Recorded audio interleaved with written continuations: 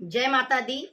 मैं बहुत ही प्यारा एक करवा माता जी का भजन सुना रही हूँ, गीत सुना रही हूँ। अगर अच्छा लगता है तो कमेंट में जरूर बताइएगा, लाइक करिए, शेयर करिए। जो लोग नए हैं चैनल को ज्वाइन भी कर लीजिए, वीडियो हाइप करना मत भूलिएगा। तो ये प्यारा सा आप करवा मैया का गीत सुनिए।